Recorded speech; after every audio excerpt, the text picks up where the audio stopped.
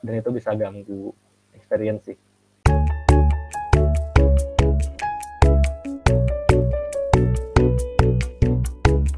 Halo, ketemu lagi di video pembahasan tugas untuk course Game Design di Logim Academy Batch 3. Di video kali ini kamu menonton pembahasan untuk tugas chapter 7 yaitu 3D Design. Di video kali ini kamu akan dipandu oleh gua, Program Manager untuk di Logim Academy, bersama mentor kita untuk course Game Design yaitu Pandu. Oke, kalau kayak gitu kita lihat dulu instruksi tugasnya apa ya. Oke, jadi di tugas chapter ini peserta ini langsung menggunakan Unity untuk mengatur kontrol maupun kamera dari sebuah game platformer ya. Sebelum masuk ke pembahasan tugasnya, mau nanya dulu ke Pandu, 3D Design itu apa sih? Jadi 3C itu kamera, kontrol, dan karakter. Dia kalau game sendiri, secara game design sendiri itu sebenarnya apa ya? Sebenarnya kan kalau dipikir-pikir itu hal yang lebih teknikal. Cuman kalau buat game design itu tuh menentuin, kalau kemarin-kemarin kalian udah belajar gimana bikin gamenya dimainkan dengan solid, kalau ini lebih ke kayak gimana bikin gamenya tuh lebih nyaman dimainin sama player gitu. Dia ngaruhnya ke game design. Sip, kalau kayak gitu kita langsung masuk ke pembahasan tugas. Sebelum kita masuk ke bahas tugas dari peserta, ini mungkin perlu di-review dulu. Sebenarnya masalahnya dari assignment itu tuh sebenarnya apa sih? Apa yang kira-kira perlu diperbaikin buat bikin game enak? Nah, dari sini aja kita udah bisa lihat ada satu masalah. Ini setelah di play di dalam Unity, itu kamera posisinya dia nggak di tengah kan. Ya sebenarnya posisi nggak harus di tengah, cuman bisa kalian lihat kalau ini kamera itu terlalu rendah, itu terlalu ke bawah. Ya, playernya malah lihat tanah kosong di sini. Terus masalah kedua bisa kalian lihat dia loncatnya bahkan nggak bisa. Dan terus juga kalau kalian coba loncat ke tembok, kayak ada fitur buat wall jump. Ya, tapi di sini nggak ada. Dia cuma plug gitu doang jatuh. Jadi ya udah fix. Yang paling vital adalah masalahnya itu berarti. Terus kalau untuk masalah speed jalannya dan lain-lain mungkin masih ya ini oke aja sih, bisa jadi. Tapi problemnya adalah dia lompatnya kurang. Karena begitu, buat dibahas hari ini tuh untuk yang ditentuin ada 3 hal sih.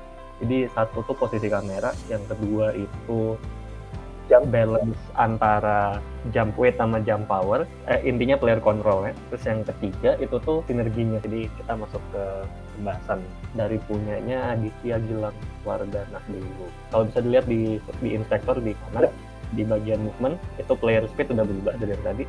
Speednya 200, jump power 500, jump weight 300 dan segala macam. Sementara kamera dia taruh di offset di 20 sama di kamera speednya ada di 10 normal. Nah, jadi bisa kalian lihat kombinasi itu tuh kita lihat dari kamera dulu. Nah, dari kamera sendiri ini udah mulai ada di tengah dan gerakan kamera juga udah oke. Jadi ini kalau buatku ini udah lumayan pas lah. Jadi kalau dari perhitunganku tadi itu kira-kira sebenarnya yang posisi kamera yang ideal itu ada di angka untuk di offset itu ada di angka 0 dan angka 50. Karena kan ini platformer ya. Kalau platformer tuh kalian perlu ngeliat platformnya ada di mana dan segala macam. Jadi makin bisa mereka ngeliat ke atas kan makin enak. Terus untuk player movementnya ini ada di speednya 200, sedikit lebih cepat dari yang tadi dari default, cuman enak. Terus untuk jump powernya bisa kita lihat di sini dia sekitar 4 kali ukuran tubuhnya. Average sih, 4 itu average. Biasanya ada yang 5-6. Terus bisa kalian lihat wall jump-nya juga lumayan. Bisa dilakukan lah wall jump-nya gitu. Terus gimana kita lihat kalau untuk nyelesain obstacle di gamenya, apakah dia enak dimainkan, dan ya lumayan enak. Nah kesannya, jadi ini punyanya Gilang nih kalau nggak salah satu yang ngasih jump weight paling berat. Yang lebih berat lagi ada yang angka 4, tapi Gilang di angka 3. Dan itu tuh lumayan pas ternyata kalau digabung sama jump power 500 karena apa ya, loncatnya tinggi, terus juga dia nggak terlalu cepat untuk tanah, tapi juga nggak terlalu lambat, nggak rasanya kayak ngapung gitu.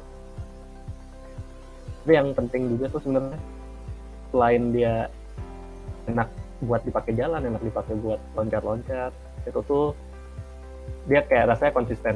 Kayak misalnya kalian jalan di sini, kalian loncat biasa, sama kalian kalau pas kalian wall jump, itu tuh juga kelihatannya kayak oke, kalian berekspektasi dia bakal kecepatan wall jump-nya juga segitulah, melihat dia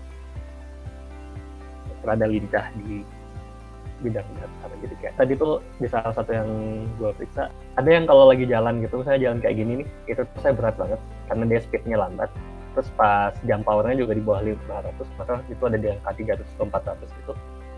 Terus weightnya itu berat banget juga, jadi kayak dia cepat jatuhnya.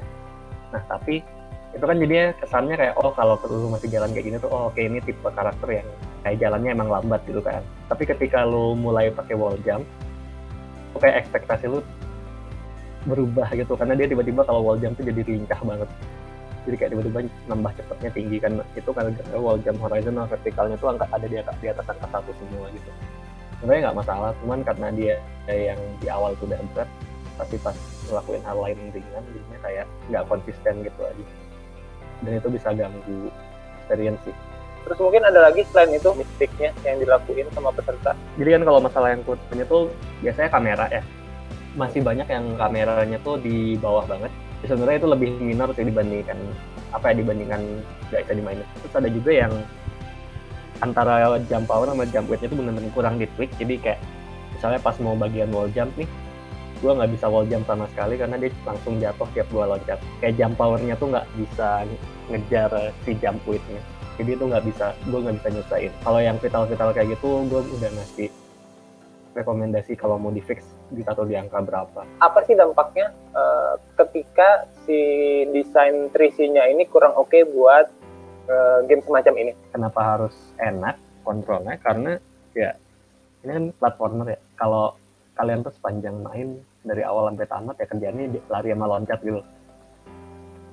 Jadi ya sebisa mungkin gimana caranya ketika player yang ngelakuin lari sama loncat doang itu tuh udah asik gitu.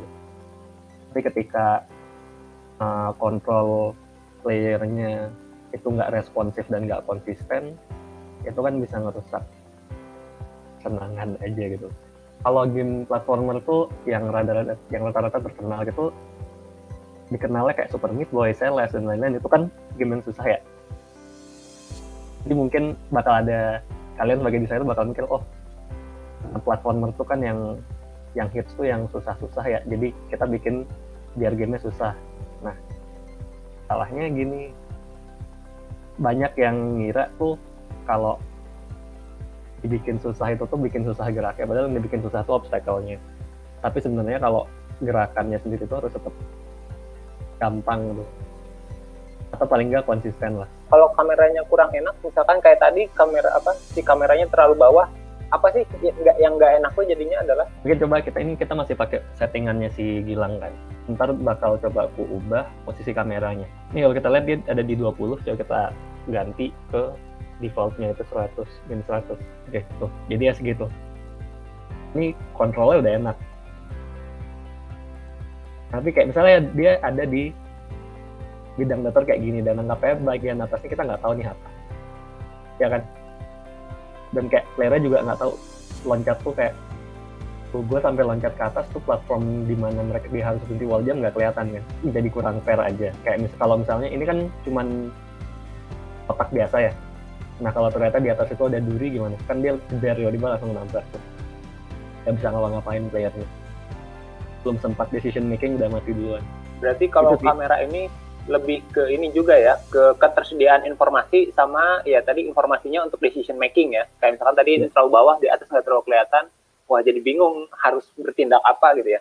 Itu tadi pembahasan tugas untuk chapter 7 yaitu 3C Design. Sekali lagi terima kasih untuk kamu yang udah submit tugasnya, dan buat kamu yang masih ada pertanyaan tentang materinya bisa langsung ditanyain di fitur sosial komen yang bisa kamu temuin di kolom sebelah kanan ketika kamu mengakses video game akademi menggunakan PC atau laptop. Oke, kalau kayak gitu sampai di sini dulu video pembahasan tugas untuk course game design video game akademi PS3 2N bersama Pandu. Sampai ketemu lagi di video pembahasan tugas berikutnya.